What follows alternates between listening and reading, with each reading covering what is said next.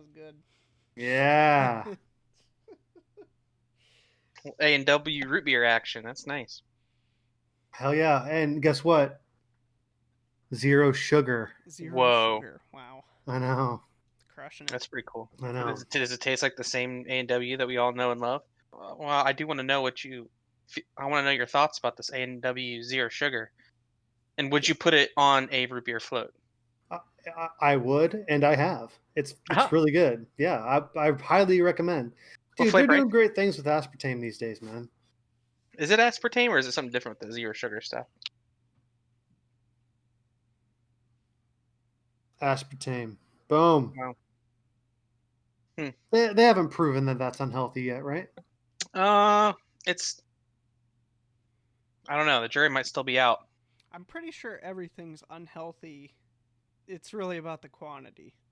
Maybe everyone that drinks 2 or 3 Diet Cokes a day will, get some type of cancer when they're 60.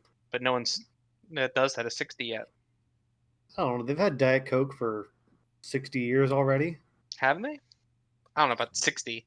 It's been around for a while. It would 1960. That's all it takes. That was 60 years ago. Like cancer's real popular, so like who knows? Diet Coke could be. It is popular. Yeah, I mean, popular thing. I really don't want to get into cancer talk. No, in the summer of 1980, a Coca-Cola planning manager named Jack Carew was tapped to lead a project that had been percolating with the company for 2 decades but never came to fruition, to introduce a diet version of cola. So that wasn't until 1980 that Diet Cola was even thought of. Probably was implemented maybe a year later, maybe 2. And I don't even know if it had aspartame at that time. So we're talking 40 years now. About 40 years. Good deal. 20 years from now, we'll know. Heard it here first, folks. And we'll know, and it's going to be way too late for a lot of folks, including myself, too.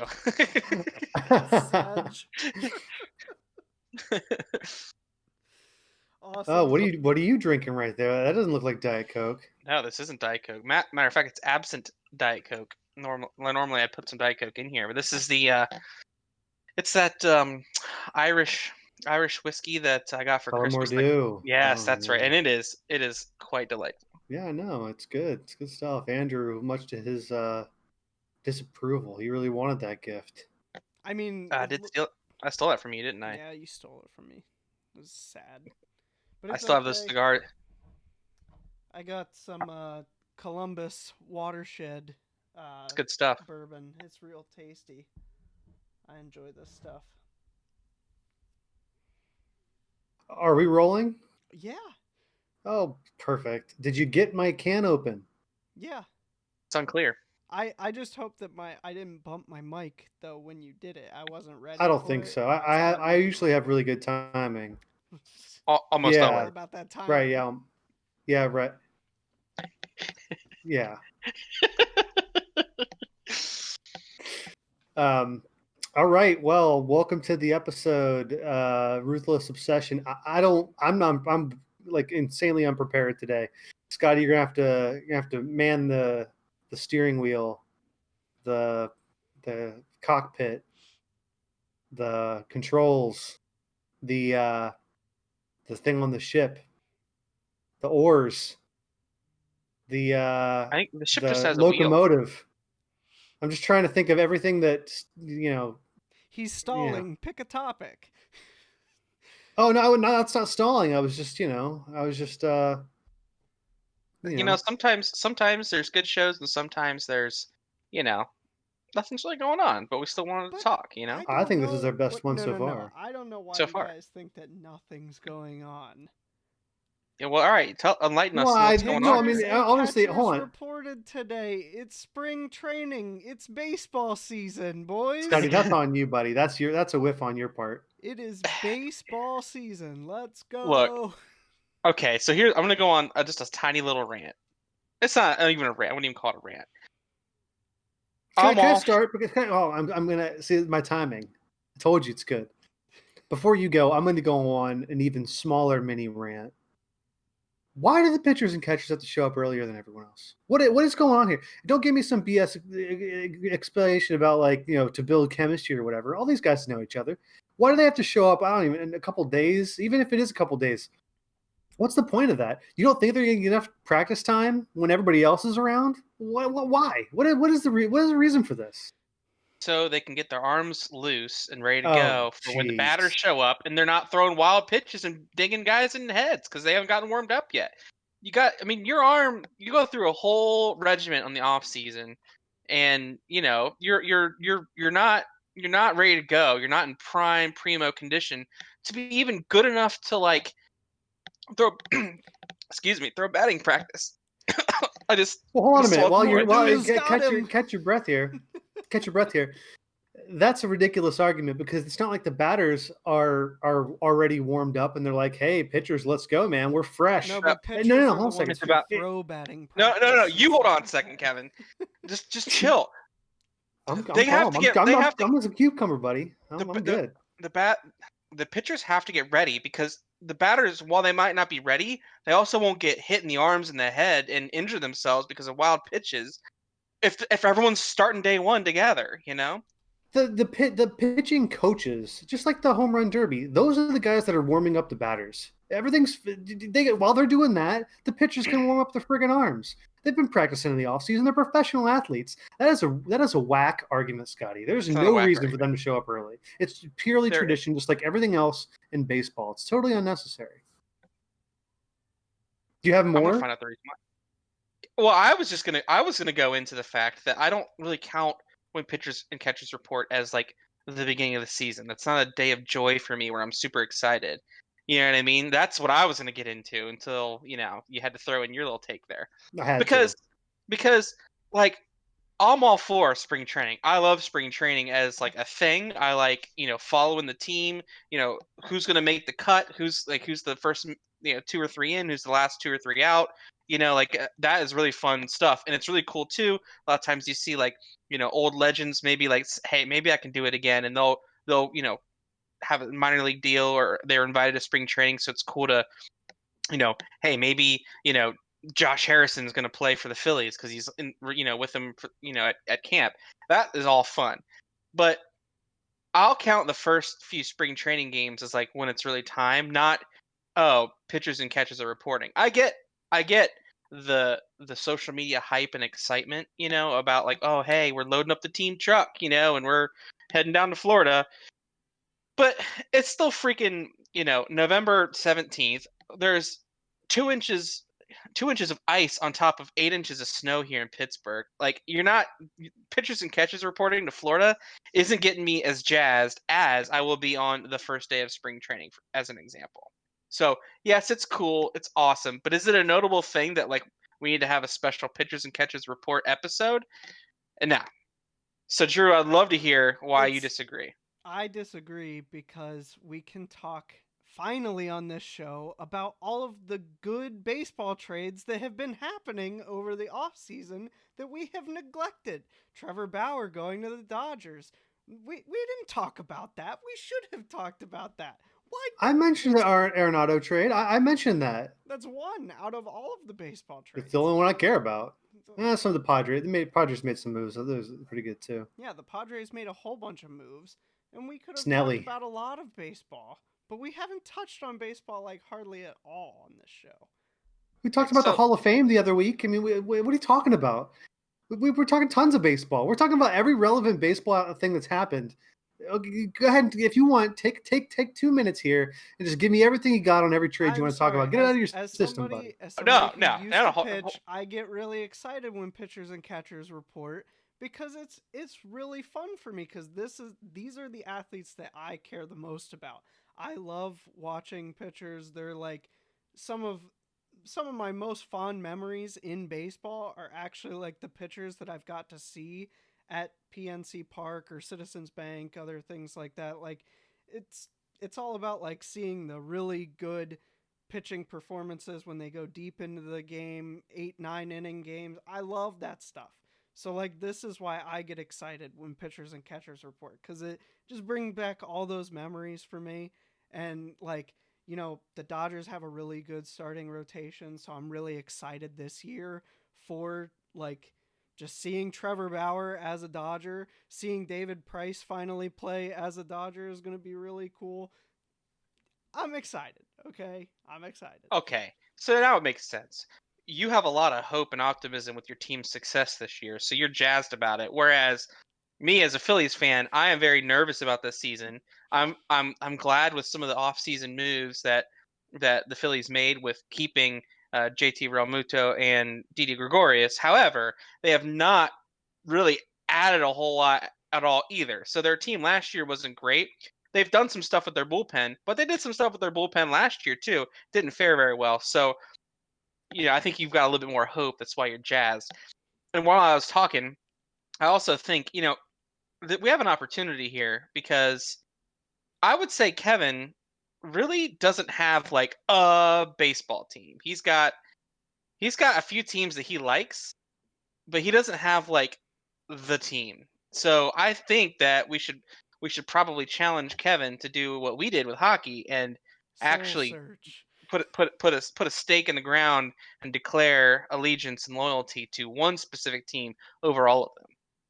We Well, know that you have the Cardinals. You're a big Cardinals hold on a guy. minute before you Uh, rattle those off, and I know you Okay, can. This makes me very nervous because I'm sure. because I do have a lot of what's the right word? Because fan is, I would say, a fan carries with it, and this is a good conversation. I think we've had it before, but the fan carries with it a lot of like your emotions are tied to the team. You are a fan, you know. There's like who you root for, like support, like whatever, different little factions of those little words. But with my baseball teams, I have a lot of them. I think I've got like six that I hope do well every year, and that's too many. I know that. Um, when asked about it, I do tell people I am a Phillies fan, but I don't really follow any team. I mean, I like the Indians, I like the Cardinals, I like the Blue Jays, I like the Padres, I like the Rockies. It's a lot right Yeah, and there. I might have missed one. Honestly, there might be one in there that slipped through. Um, I don't know. I just don't. I wouldn't know where to begin because I wouldn't want to stop rooting for any of those other teams. But there very well may be some conflicts there with like rivalries and stuff where you can't do that if you are a diehard fan. Let's say the Phillies. You cannot like the Phillies and also kind of like the Braves. That does not happen. No, That doesn't no, no, exist. no, no, no. Or the Mets, or the Or the Marlins, or Mets. the Yeah. Nationals. You have to hate all of them, and I do. Right, right. I hate But I hate every team that's crossed the Phillies. I hate the Cardinals. I hate the Pirates. Because back from from 2006 to 2014, when I lived in Pittsburgh in college, every time the Phillies came to Pittsburgh, they would get swept by the Pirates. And it'd be the only 3 games the Pirates win all season. But I finally get to watch my team play that. So I hate the Pirates are on the list, and I still like the Pirates. I hold a grudge with the Phillies with people that cross the Phillies. So, yeah, no anyways, shit. Yeah. My point was that my fear isn't about choosing a team going all in. It's about having to give up some of the support that I had for one of my other teams because I'm still going to root for those other But teams. that's why you got a soul search, right? You gotta really see, like, you got 6 teams. Can you really afford to have all 6 teams? You can cut two if it's gonna, like, I like wearing. I got a lot of hats, I man. got I like I hats. got a lot of Kev, hats, but and you only have one head. Got a lot of hats, but Oh you only got wow, one that's head. deep. That's deep. it's true. That is deep. Kev, I think that 2021 in life and in baseball, this is a year of commitment for you, and it's Oh time wow. it's time for you to finally settle down and choose the baseball team that you're going to be committed to for life. Oh man. You know, think about it. No, I mean you got a month and a half till opening day. You don't have I to have make to a do it decision. by opening day. I'm not saying you have to. I'm saying it'd be a really cool show if we could do it by then. But but but it's okay if you don't. But I think that you, and it doesn't mean that you have to just never like any of those other teams. I like the Indians. I think the Indians are cool.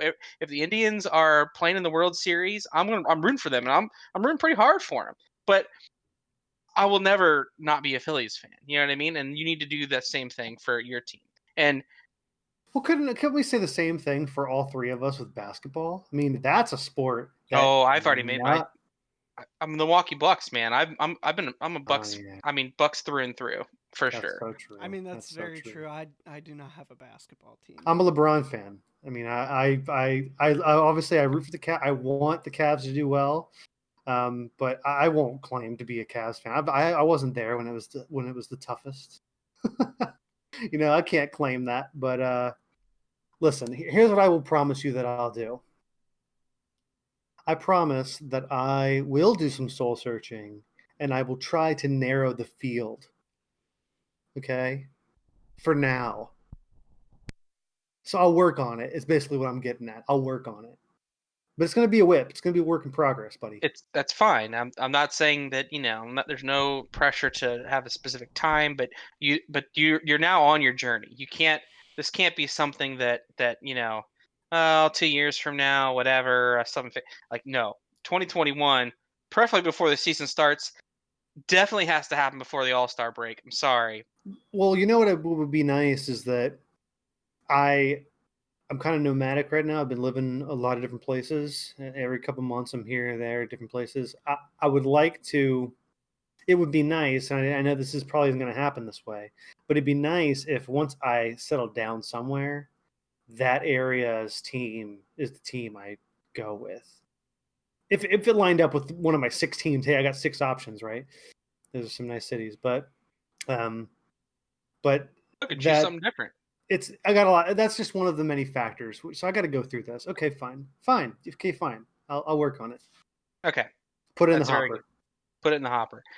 If you can't make a decision by opening day, I do think you need to at least commit to a team for this season that you're like you want to follow, you want to root for, and it could be one of the 20 teams you like or some different team.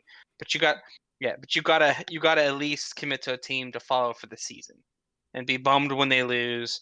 Know what the transactions are, what's going on. Be hyped if they win. Because that's I will say when you talk about fandom, because you could like a lot of teams, and I agree. I mean, but like you're a real fan when they lose the game, you're like actually like today kind of sucks, like if it if it really like significantly impacts your day, but if like for example, like I just said, I love the Indians, but if the Indians lose to the Yankees on a Tuesday night, it's a headline on the score sheet, it's I not get means it, nothing. Scotty, but you have a huge flaw here with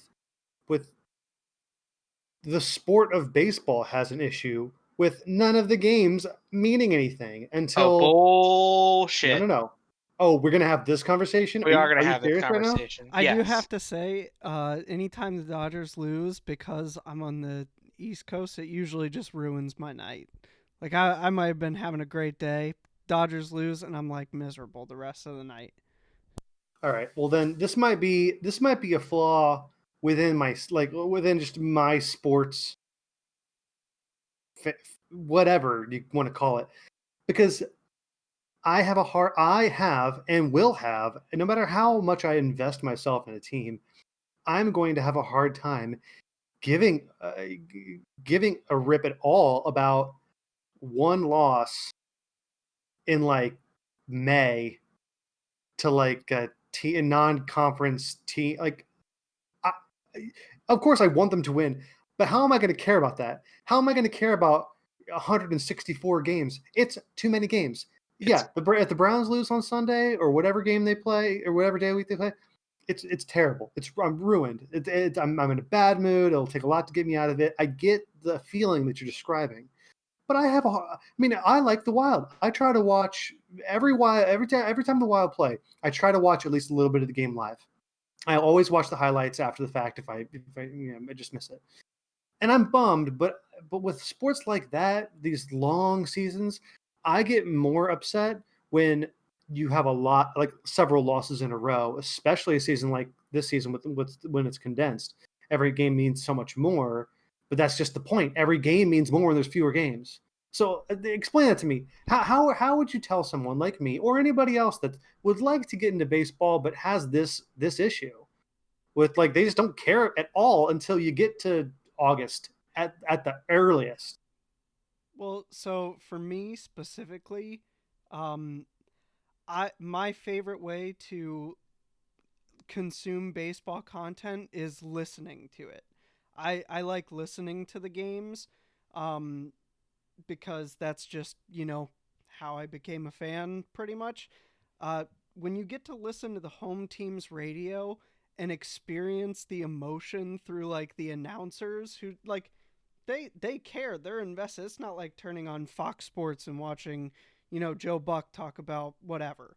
It's you're sitting there, you're listening to like Vin Scully, over the years, and like just how much passion he has for the game, for the team, and you kind of start to internalize that. Like what I've been doing with the Avs, even is I've just been listening to the games, and it's just the emotional roller coaster that you can get taken on by the person who has been there longer, cares more than you do at that given time. That's how I would really dive into it. It's just like listen to the hometown broadcasts and get into it that way. Scotty, any tips? It was 2005, I think, and I can't hear you guys losing it. But anyways, it's 2005, and I will never forget. There was a Bobby Abreu was on third, maybe rounding third, coming into home. It was like May 24th or something like that. I'm just picking it. It was early in the season. Bobby Abreu was coming down. It was the Phillies are losing by 1 run. There was 2 outs in the bottom of the ninth. He slides into home. The catcher completely misses him as he slides across home plate. He gets called out. This is before instant replay. Phillies lose the game. The Phillies don't make the playoffs that year by 1 game. I sat there in the beginning of May and I said, we're not making the playoffs, and it's because of this game. And what I'm saying is that particularly in the game of baseball, I know it doesn't seem like every game matters, but every game freaking matters. And you gotta like watching that game in particular because of the meticulousness, because of all the strategy and all the things that are involved. The things that happen over the course of 1 game make a huge difference, and it's more apparent and it's more memorable as a fan than hockey, for example, where yeah, you lose a game, but everyone's just skating around with smacking sticks. You could point to specific calls and specific strategies of a manager or this relief pitcher over a course of like watching every game is way more exciting in baseball than it is in any other sport. I think that just to go to that last point there, I think you only think that about baseball and not your example hockey because you don't understand hockey as much. He also picked a team that hasn't even played yet. That's true. Okay, so I'll give you a pass on the hockey stuff. You haven't even started getting into it yet. But I don't know, Scotty. I just thank you for the story. Andrew, thank you for your advice, which was more helpful than what Scotty gave me. Um, I just disagree. I mean, 1 game in May, I know they all matter, but I know they all matter because it culminates in your final regular season record. But in May, you lose a game. Well, guess what?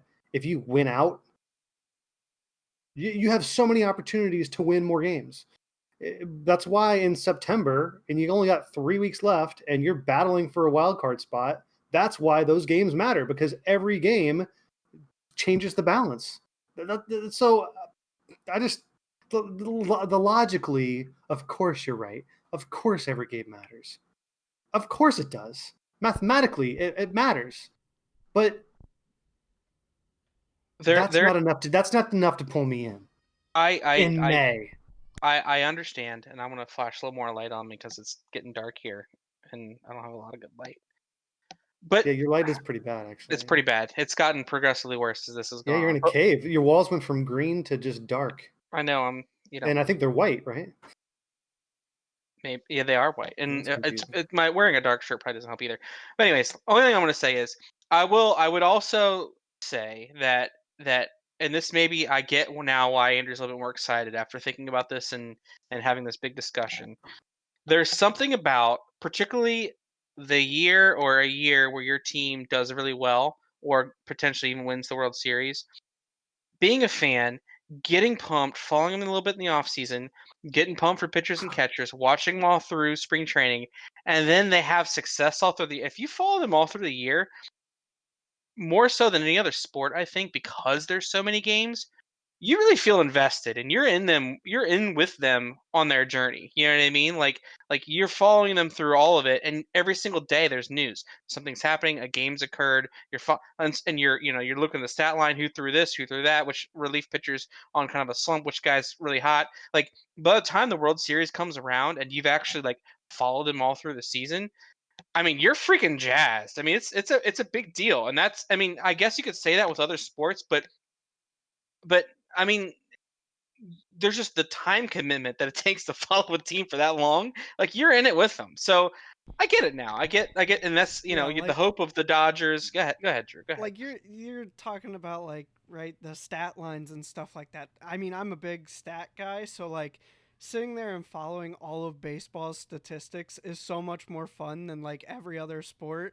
Like I care so much more about like one pitcher's ERA than I do like if Aaron Rodgers throws 500 yards in a game. I won't remember that game that he threw 500 yards, but I will remember the season where like, you know, Clayton Kershaw throws a under 2 ERA like that, because I watched every single one of his games or listened to every single one of his games. I tuned in and I'm like, oh, it's another strikeout. He threw like 200 some strikeouts. If you're a Garrett Cole fan or a Max Scherzer fan, like, you know, there are a lot of stats to even just get jazzed about because they're immaculate seasons and stuff like that, where you're like, wow, that guy just like he won the Cy Young and he, you know, was able to do this and able to do that. That was his prime.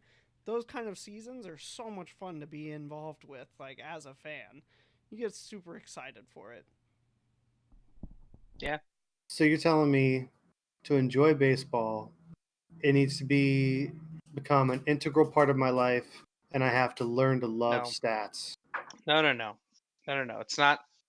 You have So to devote your life. real enticing. Thank you. You're not devoting your life to math, fan? okay? Well, you like the Browns, right? Maybe They're that's an why integral part of your life. You care about the Browns every day of the week, even when it's the off season. They play 16 games a year. You care about them all year long, right? Okay. Hold on a minute. That's a fair point. Actually, I had that same thought. But the issue here is how many people with regular everyday lives are able to follow team. How many teams can you follow like that? Andrew, I mean, you just said yourself. No, Scott, hold on a second. Andrew, you just said yourself. You are obviously a Dodgers diehard, right? But you don't know what's going on with the Packers. They're your favorite team, but like you know generally what's going on, but you don't follow that team. You follow the Dodgers and maybe some esports teams.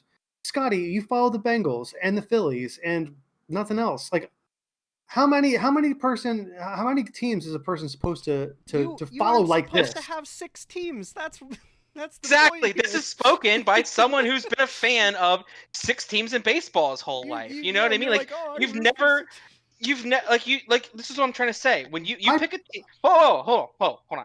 Pick a team this year and follow them throughout the season. And I will promise you, and you'll see, it doesn't take your entire like day to follow that. Like all it is each day you go on, hey, what if you can't catch the game the previous night, or maybe you fall asleep before the game's over, you check the box score. You look at the freaking box score. You see who got hits, who hit a home run, who hit some doubles, which pitchers actually, pitched that game. Check their box score too. It's over. The next day you do the same thing, and then you remember it and you know. But if you have 6 teams and you just kind of like put on MLB Tonight and like that's it. That's all you kind of get. Of course, you're not going to know what's going on. Scotty, I understand it's not that difficult to follow a team. What I'm saying is that it is a lot to ask. I'm just saying the gap between following a team and being and your night being ruined because your team lost a game, a non-division game in the beginning of June, being devastated by it. That's a pretty big leap. No. That's all I'm saying. It's annoying when okay, this year we're going to have Trevor Bauer, Walker Buehler, Clayton Kershaw, David Price, and Julio Urias pitching, right? Any game that they lose is going to be a disappointment because they should win every single game that those guys go out there and start pitching. Drew. Kevin, it doesn't need to wreck your day. It's not the equivalent of a Browns loss. Because I agree with everything that you had said earlier in our discussion, where a Browns loss is more significant, therefore it impacts you more than one losing one game. But like, if the Indians lose on a Tuesday night, you're not going to be, oh God, what? Why is the manager putting in whoever, instead of that's what Dad does. I'll give you an example. And Dad does the same thing with the Pirates, and that's why he's a fan of the Pirates, and more so than, but like the Phillies. Okay, I'll maybe I don't catch the game that day. In the morning I'd say, hey, what the Phillies do, and they lose, and I'm like, oh, God, what?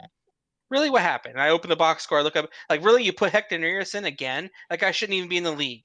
And then I get a little flustered about it, a little upset, and then I move on about my day. That to me, just knowing the trend and what's going on, being a little like, oh, really? That's very different than what you described at the beginning. It's different. But that level of commitment each day, and that's the most important thing, is each day. Like if you oh damn, you look at the stats and, oh man, they're on a 4-game losing streak. That's kind of a bummer. Like, I'm talking more than that. You know what I mean? Like, I'm talking like oh, for a day they get a bummer. But if you've lost 5 games in a row, you're pretty pissed. You're like, what the hell's going on? Like, why is Reese Hoskins going 0 for 4 last 4 days? What's going on there? You know what I mean? Like, that's the type of stuff that you as a fan need to be feeling and thinking to call yourself a fan of that team. I don't appreciate you guys telling me how to be a fan. I'm gonna do what I want. I'm gonna support the teams I want to. I'm gonna root for them how I would like to root for them. You literally asked for advice on how to be a baseball fan. I know, but I'm getting irritated though. I'm getting irritated. You shouldn't be a fan of 6 teams. We're not criticizing what you've done thus far. We're just challenging you to, commit. To be a fan of 6 teams in baseball, that means you have to care about 900 games in the course of a year. I prefaced my entire thing with saying that I probably couldn't call myself a fan of all 6 teams. I'm not. I said that. I admitted that. And I think that you'll be more invested when you do actually get in on one team, follow them for a whole season. Just give them 5 minutes a day. And if you think that that's too much of a commitment, you watch SportsCenter for how long each day? 30 minutes an hour? I don't watch SportsCenter anymore. Okay, I don't at all. I'm very busy. You know what I mean? You check... Boycott ESPN. You check sports. That's right. Every single day. You're acting like I've never followed baseball before. I have followed baseball before. I just... Look, it's a grind that I don't think is worth the time. Look, the bottom line is, and I need to get this out before this out before the black void is you're being swallowed slowly. Yeah. So the whole point of this podcast really is just to start the process of you picking a team to follow for this season, and possibly and hopefully committing to a team forever. Okay, fine, but I would expect the same exact level, and not just for baseball, from the 2 you clowns. Andrew, I want to know who the Packers are targeting in the draft this year. He should know that. Fine. He doesn't, though. But he doesn't. But he calls himself a Packers fan. So that's the thing. Should I lecture you on how to be an NFL fan? I mean, come on. Yeah, because that's what I'm saying. For me, being an NFL fan is a lot harder than being a baseball fan. But that's because I've invested the time. I care a lot about baseball, right? So, for me, just looking at the box score of a Packers game, they play 16 times a year. It would be more compelling if they played more games, because then I'd have more content. Dude, I want the content. You're losing. I'm a content person. Content person? Yes. Content doesn't equal games. It's not about games. It's about stuff going on year round. Baseball, there is stuff going on year round. Oh, there is in the NFL too, my friend. You are wading into uncomfortable waters, dude. We're like 3 weeks away from the combine, man. Oh yeah, free agency's about to start. I mean, we have all days. pro days are going on right now. You see Urban now. Urban at Trevor Lawrence's pro day. But see, that's the thing is, he was I don't coaching care him up about already, college, getting some early time in. I don't care about college sports. Okay, get out of here. Okay, I think the moral of the story is, I'll work on it, and you guys, get off your high horse. All right, that's all I gotta say. As Scotty slowly becomes nothing but some cheeks and glasses. Hey, these are cute cheeks. It's neither here nor there. Uh-huh. Scotty, what is going on with the lighting in your room? What happened? Do you not have a floor lamp? Do you not have anything going on here? The sun set as we were talking, and I mean, I can go get the lamp, but it's over. Like, I have to go walk away and turn it on. He looks like a floating head right now. He looks like a floating head. And then there's just the belt. You can see my hands, though. You see the championship belt, and then Scotty's floating head. I feel like you guys were a little bit unfair to me. I'm a good sports fan, okay? But it is true, and it is a problem that baseball as an establishment is facing, is that people aren't tuning in as much because the games aren't as important. They're not as exciting because there's not as high of stakes. You have to really dig. You need goons like you two to explain to people why the benefits of following a team, the benefits of being there throughout the whole season. You need people like you to do that in order for people to want that and to see it. That's not how you get people involved and included. That's not how you gain an audience. I get that. However, I think that we were probably being kind of meta in this episode, because the biggest problem with baseball is that there's adamant fans like us that are so freaking pretentious about the sport that turns everyone off. Like no. I don't. That's true. Like, okay. Add this in. Keep this as a part of it. Running. Okay. But that's truly what the problem is that there's so many fans that are like, oh, it's got to be, we can't change any of the rules, and all this, and the box score and the war, and it's all statistically driven to the point where no casual fan can. Hell, I love baseball. I still have no idea what the war means, but wins above Bryce Harper's, man. Yeah, exactly. What the hell does that even? And how do you even calculate? Like, I know that there's it's all a bunch of blue ribbons. It's all make a crappy pitcher feel good. No, that stat is so that they can compare all-time players. They try to eras. Right. Like they try and really compare, like, what would it be like if Babe Ruth had to sit there against CC Sabathia, like that's the thing. See that kind of stuff. I don't care what statistic exists. You can't compare that. You can do something close. You can try. Just leave it alone. Just let the history be history. And again, that's the problem with baseball in general, is these freaking purists. And we had it's the same thing with the Hall of Fame votes. You have these purist writers who want to protect the integrity of the traditions of the 100-year whatever, and it's all bullshit. It's a freaking sport, and if you want it to survive, if you want people to care, you're gonna have to change and adapt. The NFL literally changes their rules every offseason. Maybe it's in a small way, but they change. They have a whole rules committee on what they should change, and they do. I don't mind rule changes, and I honestly am not even against having a shortened season or anything like that. Like this past year, due to COVID being a shorter season, you kind of felt the stakes a little bit more when they calculate out, like, losing one game is like losing 5. It's like, oh shit, that's intense. Absolutely. Like you kind of thought about it a little bit more, like, oh, where are they going to actually end up? Like, they lose 2 in a row. It's like, wow, they just lost 10 games, guys. That's kind of bad. So I don't care about like shortened seasons or rule changes. I think that it just helps the game evolve.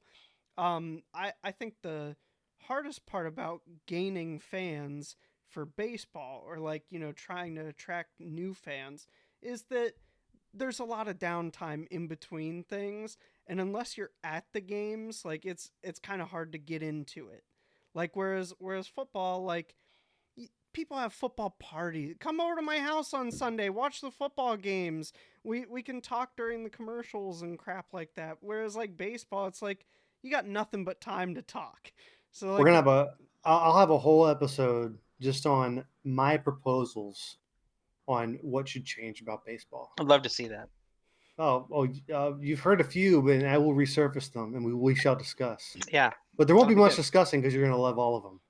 So, except Andrew, maybe this purist over here. I'm not Dude, even that much of Vince a Scully purist. dropped Vince Scully's name in here. Get out of here. Because honestly, when that's what got me jazzed I about get it. Dodgers baseball in college, man. I'm sitting there, I'm listening to them every night. I'm like, this is so exciting. They care so much.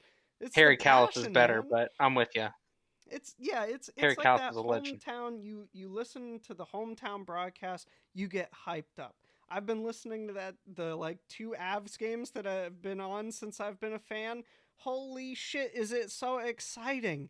I'm like cuz you can hear when they get scored on, like the announcer sounds pissed. He's mad about it. He's like, "Goal for the Knights." It's like you're like, wow, he's depressed about that shit right now.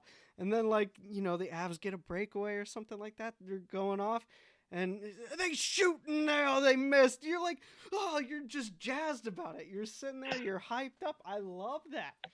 I think that has more to do with the regional coverage versus national coverage like the NFL, and that's the difference. Yeah. That's why you don't get the. But it's also great. I do enjoy that too. I love the guys, those guys too. But that's why I think it's like, my tip was to listen to some hometown coverage. You get real excited real quick. It's true. I wanted to talk about J.J. Watt, but I don't think we got the time. Nope. This was a good discussion. And honestly, my whole point of that conversation was going to be, is it even worth talking about? He's going to get whatever team that he signs Watt. on. He's going to get 2.5 sacks next season, and he'll bring some money. He'll bring some some people buy some jerseys for whatever team he signs for. But he's going to get 2.5 sacks and he'll probably get hurt. What I'm tired of is now right now everybody's talking about, oh, he didn't have any sacks, but he's got quarterback pressures. Give me a break. What does that mean? Whatever makes you feel good, JJ. Get out of here. Hey, guess what? Eli he's Manning he's gonna end up with the Browns, and I'm gonna have to take all this back. You will have to take it back. Yeah, whatever. All I have to say real quick about quarterback pressure stats is that when Eli Manning threw that bomb to David Tyree in the Super Bowl to beat the Patriots, he got pressured. That's a stat for pressure, and he won the game.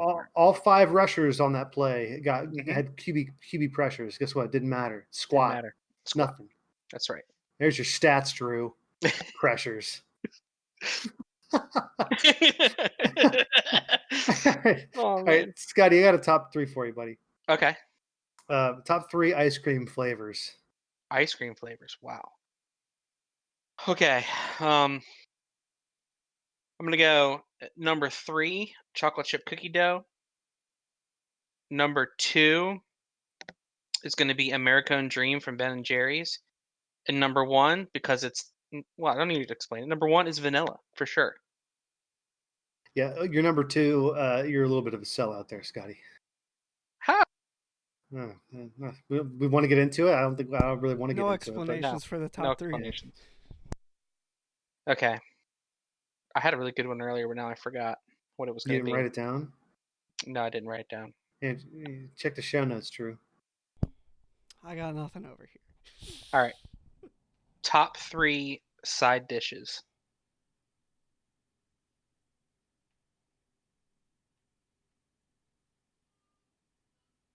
Number 3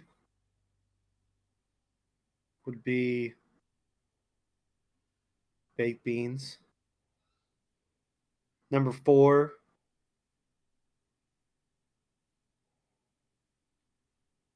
corn on the cob. Did you just say number 4? Yeah, I did. Meant 2, and these actually aren't ranked, so whatever. I really only have my number 1, and I'm trying not to forget it right now. Oh yeah, of course. I've really only got my number 1, and nothing else really compares. So I would like to. You have my 2 and 3, but you can feel free to discard those because nothing outshines my number 1, which is French fries. All right. Solid. Talk to you later. Boom. Peace. All right. So if you've listened this far, you must, for some reason, like what you've heard. So given that, please remember to like and subscribe to our YouTube channel. Make sure to follow us on Twitter at ObsessionCast for all future episode updates and whatever else we might post, sports related or otherwise. Thanks for watching.